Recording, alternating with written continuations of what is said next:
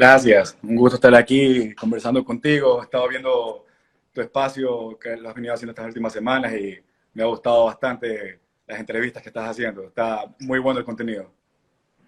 Qué chévere, me alegra, me alegra. A ver, ah, de nuevo es un gusto, Guillermo. Y bueno, ya entrando al grano, ah, sé que tú eres un fanático del séptimo arte, eres apasionado, y es más, tú tienes un podcast que se llama El Spanglish Jar, que aprovecho este espacio para decirles que sigan, este espacio es muy interesante.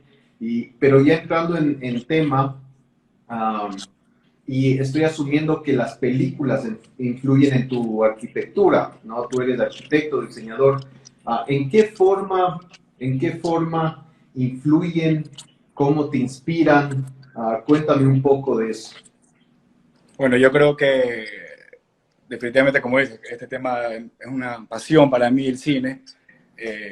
No me di cuenta que era cinéfilo hasta que realmente de tantas discusiones que tenía con amigos que están involucrados en el mundo del cine, principalmente directores, y con uno de ellos tengo el podcast, que de verdad tiene mucho que decir. Y la influencia yo creo que viene mucho, y en discusiones con ellos, porque también les enseño mis proyectos y me gusta su opinión. Yo creo que principalmente va por el lado de contar una historia. O sea, yo creo que esta secuencia de imágenes que vemos en la arquitectura es como la secuencia de espacios, ¿no? Y si pensamos, por ejemplo, en el dramaturgo sueco que se llama Ola Olsson, él hablaba de 6 partes que tenía una película. Él hablaba de la secuencia de arranque, la presentación, la amplificación, la culminación de conflictos, la resolución y avión de esparcimiento.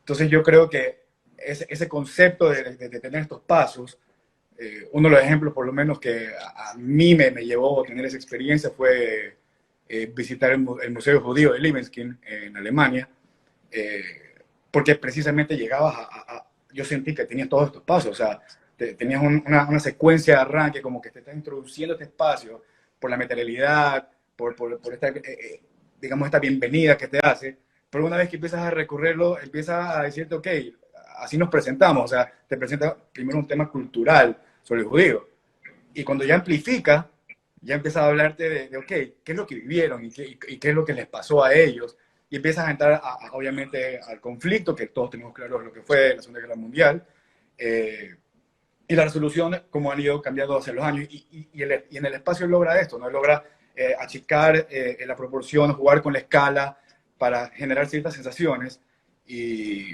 eso es lo que a mí siempre me ha gustado de esta relación, de poder decir, ok, en un proyecto, así sea en una casa, desde cómo llegas a la casa y experimentas el espacio, tú puedes contar algo. Entonces, creo que el Museo Judío es un gran ejemplo en el caso de arquitectura, y en el caso de cine, la última película que ganó Oscar, Parasite, es un gran ejemplo de cómo la arquitectura también ayuda a contar una historia, ¿no? Estamos hablando de que la casa era un paralelismo de una realidad social, y el paralelismo más fácil de sacar, como obvio, es cuando tú ves que esta familia, voy a tratar de no spoilear la película porque no sé qué les ha visto todavía, pero la gente, para, digamos, ir desde la zona del estrato más bajo, que está abajo de la ciudad, ellos tienen que subir muchas escaleras para llegar a esta casa. Y de cierta forma esta casa logra tener ese paralelismo, que decir, igual en esta casa, tú para estar aquí tienes que estar más abajo que el mismo sótano. Entonces llegas a un punto que ya estás en un búnker, porque socialmente esa es la diferencia, no es una diferencia mínima, es una diferencia fuerte. Y así ellos cuidan muchas secuencias, muchos temas del espacio para contarte la historia. Entonces, no me quiero ir mucho de largo, yo te diría que esa sería como mi primera influencia, y como segunda influencia más rápido te puedo decir que la arquitectura como el escenario de un set, eh, me parece que también es una influencia que me gusta bastante. Tal vez el arquitecto que más referencia puedo hacer en ese sentido es Márcio Kogan, de Brasil. Él, de hecho, no sé si lo sabes, pero él es director de cine, y después de estudiar cine, él se metió en arquitectura, sin haber estudiado arquitectura, pero él tenía, y por eso todos sus espacios siempre tienen esta gran escala y gran proporción, porque él siempre está pensando en un ratio de cine. Entonces, para él, toda la vista, desde adentro hacia afuera y de afuera hacia adentro de una casa, tiene que tener una proporción cinematográfica. y es súper interesante que así él compone su arquitectura. Creo que ahí lo resumo un poco.